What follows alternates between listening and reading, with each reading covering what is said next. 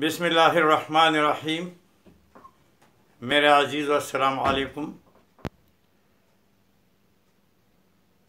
आज चंद साथियों के साथ बैठा था, उनमें एक साहिब जो थे वो अरसा दराज से एक बड़ी मस्जिद में पेश इमाम है और बहुत अच्छा ख़तीब है, बेहतरीन आवाज़ है, लोग उसकी बहुत तारीफ़ करते हैं। बातों बातों में मैंने उससे पूछा कि नमाज में कितने फ़राइज़ हैं। उसने एकदम से बल्कि गुस्से से जवाब दिया कि नमाज फ़र्द है, उसमें फ़राइज़ कहाँ से आए। और फिर मैंने कहा ज़रा ठहरो, तो भाग गया। भाई, हम मुसलमान हैं और हम अपने नमाजें ऐसा पढ़ते हैं जिससे हमें ये पता नहीं चलता कि नमाज में क्या फ़राइज़ है। हर चीज़ में फ़र्द भी है, वाजिब भी है, सुन्नत भी है और मुबाह भी है, हराम भी है। ये सारी चीज़ें हर अमाल में है। पहले व्लॉग में मैंने तफसील से ज़िक्र की है। आज नमाज की फ़राइज़ के बारे में ज़िक्र कर रहा हूँ। कोई भी नमाज हो, वो नफल हो, वो सुन्नत हो, वो वाजिब हो या फ़र्ज हो, एक दफ़ा नियत बांधी, बल्कि उसके सारे शराइत एक जैसे हैं। किसी तरह भी वो कोई शर्त जो है उसमें न हो, वो नमाज फासिद है। तो अभी मैं नमाज के फ़राइज़ के बारे में बताता हूँ, क्योंकि बाद चीज़ें वाजिबात, सुनन, मुस्तहबात इसका बाद में बढ़ाऊँगा, क्योंकि पर बहुत टाइम लगेगा। वो भी मैं तफसील से भी नहीं बताता, सरसरी होगा, ताकि बस हमें बुनियादी पता चल जाए। फिर किताबों में पढ़े अगर शौक़ हो, उलमा से पूछे।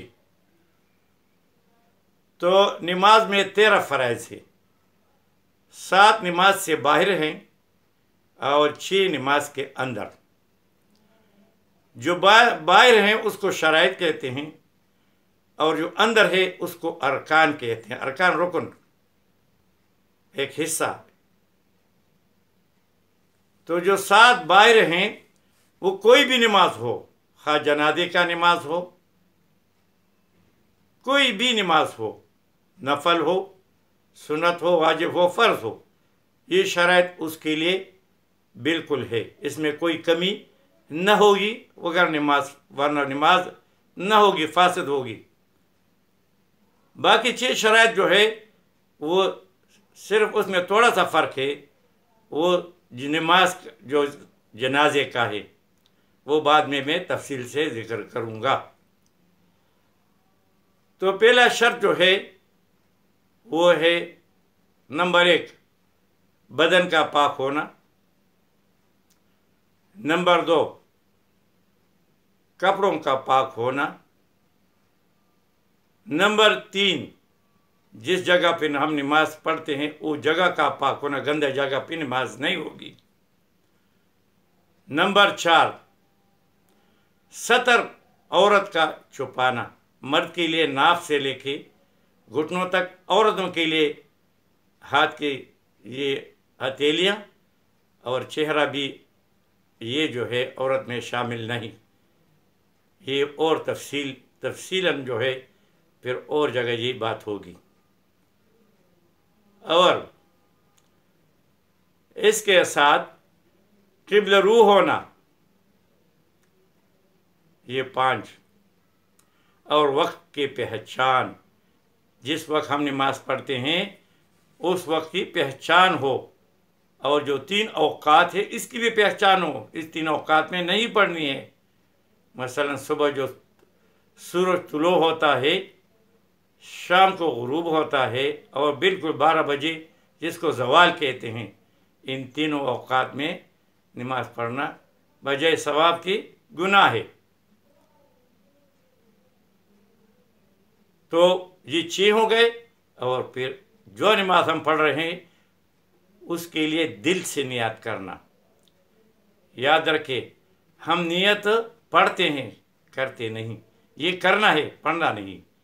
ये पढ़ना जो है, अरबी लोग जो है, हम वहाँ पढ़ते थे तो हम कहते तुम क्या कहते हो, क्योंकि हम उर्दू पुश्तो में करते थे। इसलिए उसको दिल से कि भाई मेरा इरादा है, सामने खड़ा होगा ये इमाम सामने, दिल में सारी चीज़ें। हम बाज़ार जाते हैं, दुकान जाते हैं, कोई चीज़ खरीदते हैं, नियत होता है कि ये चीज़ लाऊंगा। तो वहाँ जाते रास्ते में जाते जाते हम ये नहीं कहते बज़ोर आवाज़ ये करेंगे वो करेंगे, बस ये नियत है। नियत मतलब इरादे को कहते हैं, और दिल में जो बस इरादा है यही नमाज का नियत है। ये 7 हो गए। ये नमाज के बाहर है, हर हाल में हमने इसको पूरा करना है। ये शराइत है, इसमें कोई भी शर्त ना होगा, नमाज हमारी फासद होगी, किसी किस्म का भी नमाज होगी। जो नमाज के अंदर है वो है सबसे पहले तकबीर ऊला या तकबीर तहरीमा।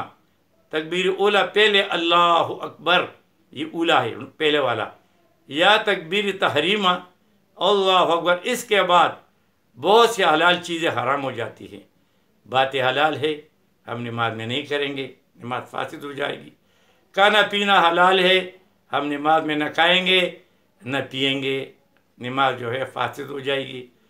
ऊपर नीचे दाएं बाएं देखना हराम हलाल है, मगर नमाज में ये हम नहीं करेंगे। तो इसलिए इसको तकबीर तहरीमा, इन्हें हराम वाली तकबीर, ये फ़र्ज है। बाकी जितने अल्लाह अकबर हम कहते हैं, कहें न कहें वो सुन्नत अमल है, कहें तो सवाब है, न कहें तो कोई गुनाह नहीं। और इस तरह ये एक हो गया। फिर क़याम, खड़ा होना, अगर उज़्र नहीं है तो खड़ा होना ज़रूरी है, ये हो गया क़याम। फिर इसमें कोई क़िरत पढ़नी है तो हम सूरह फातिहा पढ़ते हैं, और इसमें क़िरत ज़रूर पढ़नी है, ये फ़र्ज़ है। अगर हमने न पढ़ा तो नमाज नहीं होगी। रसूलुल्लाह सल्लल्लाहु अलैहि वसल्लम ने फरमाया है कि जिस नमाज में सूरह फातिहा न हो वो नहीं होती। तो कोशिश करें कि सूरह फातिहा पढ़े। और फिर इसके बाद चौथा नंबर है वो रुकू है, हमने रुकू में जाना है, ये 5वीं नंबर हो गया। और 6ठी नंबर जो है वो 2 सजदे हैं। हाँ, ये 6ठा नंबर, ये 5वीं नंबर 2 सजदे हैं। और 6ठी नंबर आखिरी अतहियात, अगर 2 रकात है तो आखिरी तहियात 2 रकात के बाद है। अगर शाम को 3 रकातें हैं तो आखिर अतहियात 3 रकातों के बाद है। अगर बाकी इशा वग़ैरह, इशा का 4 रकातें होती हैं, और असर और ज़ोहर की उसकी 4 रकात के बाद आखिरी अतहियात पर तशहुद के मकदार बैठना, ये पढ़ना सुन्नत अमल है।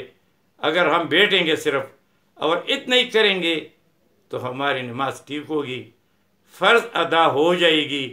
बाकी सवाब के लिए हम पहले सना पढ़ते हैं, सवाब है, सुन्नत अमल है, मुस्तहब अमल है वो। इसके बाद जो है हम रुकू में जाते हैं 3 दफ़ा, जितना ज़्यादा पढ़ें ये सुन्नत अमल है, सवाब का काम है। और ये सजदों में जाते हैं, सुबहान रब्बियल आला कहते हैं, ये सुन्नत अमल है, सवाब का काम है। फिर हम तहियात पढ़ते हैं, आखिर में अस्सलाम वालेकुम तो दुआ पढ़ के जाते हैं। इनमें ये सारा सुन्नत अमल है, इससे सवाब होता है। ये 13 चीज़ें जो है हर नमाज के लिए ज़रूरी है, माँ सिवाय जनाजे के नमाज के, वो शराइत उसके लिए ज़रूरी है, मगर अरकान उसके बदले हुए हैं। इंशाअल्लाह देखो, हम अगर नमाज पढ़ेंगे, तकलीफ़ उठाएंगे, मस्जिद में जाएंगे, वज़ू करेंगे, बदन को साफ़ रखेंगे, बहुत सा काम करेंगे, तो फिर अगर सही तरीके से होगा, हर चीज़ को अपने मौका माल पे रखें, जिसकी जितनी कीमत है उस कीमत के हिसाब से उसकी इज़्ज़त करें और उसकी तरतीब करें। तो इंशाअल्लाह अगर हम इस तरह करेंगे तो थोड़ा थोड़ा अमल हमें बहुत आगे ले चलेगा, अल्लाह कबूल फरमाएगा। क्योंकि ये सारी चीज़ें जो है क्यों है? बस अल्लाह का हुक्म है। किस तरह करना है? नबी के तरीके पे, बस ये भी अल्लाह का हुक्म है और नबी ने बताया। उससे जितने हट के तरीके हैं उस पर पकड़ है, उससे बचते रहो और अल्लाह से दुआ मांगते रहो कि अल्लाह हमें भी तौफीक दे, आपको भी तौफीक दे, हमें समझने और सही करने की तौफीक दे और आपको भी समझने और सही करने की तौफीक दे। वो क्या काम, वो क्या फ़ायदा कि आदमी मेहनत भी करे और कुछ फ़ायदा भी नहीं हुआ। वो एक मौलवी साहब मसला पर कह रहा था बड़े ज़ोर से, वो मुक्तदी सारे बैठे थे कि भाई ये गंदगी के डर, जिसको हम डेरान कहते हैं, गंदी चीज़ें होती है। तो मौलवी साहब ने फरमाया कि भाई इस पे नमाज नहीं होती। तो एक आदमी खड़ा हो गया और उसने कहा क्यों नहीं होती? कल भी मैं पढ़ रहा था, मेरी तो नमाज हो गई, क्यों नहीं होती? मकसद न होने का ये है कि जो सवाब इस पे मिलना था वो नहीं मिला। होगी तो हर जगह, आप पढ़ें न पढ़े, ऊंची जगह पढ़े, नीचे गंदगी पढ़े, गंदा कपड़ों से पढ़े, होगी, मगर जो सवाब मिलना था वो नहीं मिलेगा। भाई हम इतने मेहनत करें, सवाब क्यों ना मिले? दुनियावी चीज़ों में तो हम सब फ़ायदे के पीछे ढूंढते हैं और आखिरी चीज़ों से, आखिरत की मकसद वाली चीज़ें जान छुड़ाते हैं, जल्दी जल्दी पढ़ते हैं, कौवे की तरफ टोंग मारते हैं। नहीं भाई, ये नमाज जो है इससे जान नहीं छुड़ाना, बल्कि इसकी वजह से जान छुड़ाना है। इसकी वजह से आखिरत में अजाब से जान छुड़ाना है। वमा अलैना इल्लल बलाग।